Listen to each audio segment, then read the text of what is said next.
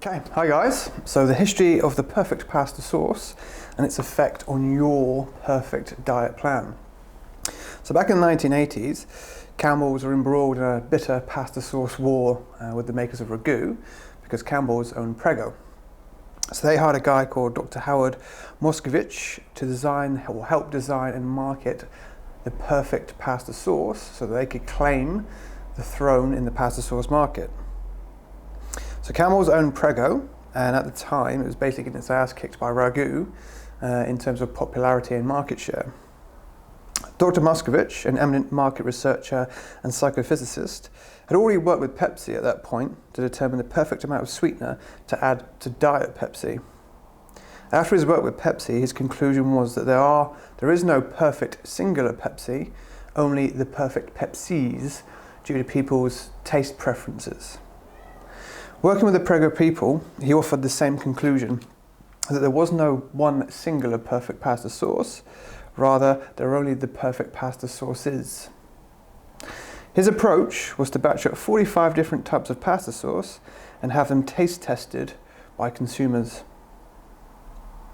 He made up thick sauces, thin sauces, spicy sauces, milder sauces, plain sauces, with chunks and without chunks, every variation you can think of. He had them rated by taste and then looked for not the most popular single sauce, but the most popular sauces. His conclusions were that there were three main types of pasta sauce consumer. Those who liked it plain, those who liked it spicy, and those who liked it extra chunky. Neither Prego or Ragu had even thought to make extra chunky sauces before this study, so nearly a third of their potential market sauce had been left wanting for a product they didn't know that it could even have. The end result of all of this was that we now have shelves packed with different types of pasta sauces, and in fact, Ragu has over 30 different types of pasta sauce. So what does this have to do with your diet plan? The point of all this is to show that the biggest factor with individual success of one diet plan over another comes down in large regard to personal preference. The reason being is that the most important success factor for any diet plan, if it's going to work for you, is that you're consistent with it. Without consistency, you're not going to get any results. So if I look at the diet plans and strategies that have come to, sort of the forebear in the past 12 years that I've been a coach, here's a list of some of them that I can think of.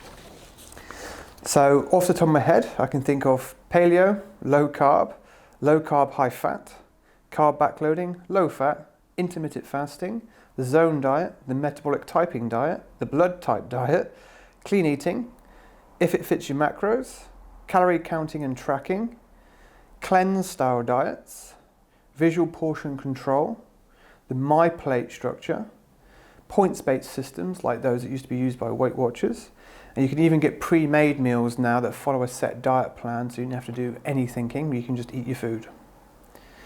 All of these are touted as the best solution and the best diet to your, helping you get your results with your weight loss. But the truth of the matter is that each one will appeal to different people based upon their preferences and therefore their ability to stay consistent with them. Which brings us on to two main categories or two main strategies that you can use to help you lose weight.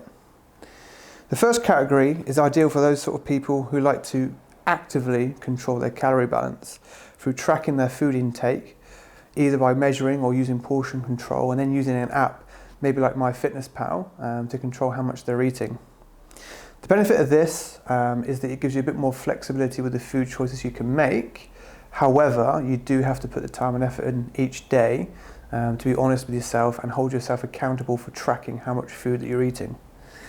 The second type are those that don't like to do any tracking or any control at all and would rather control their food either through slightly restrictive food choices, i.e. picking foods that tend to fill them up more but have less calories in them, or maybe even just get foods cooked and prepared for them in ready meals so you have to do any thinking at all. Both approaches have advantages and disadvantages. The key is to be honest with yourself about your own personal preferences and then to decide for you which might be the best approach for you to stick to long term. Sometimes for a lot of people this can take a bit of experimentation. You might need to try and sort of a few different approaches and maybe different variations of them. But the key is to be patient with yourself so that you can find a diet plan that you can stick with and therefore you can go forward with. So obviously, to sum it all up, there is no one perfect diet plan. And that's the reason why people do well with certain diet plans over others. It's all down to your personal preference, and most importantly, what style you prefer to use so that you can be consistent with it and not only get your results but also be able to keep them for the long term.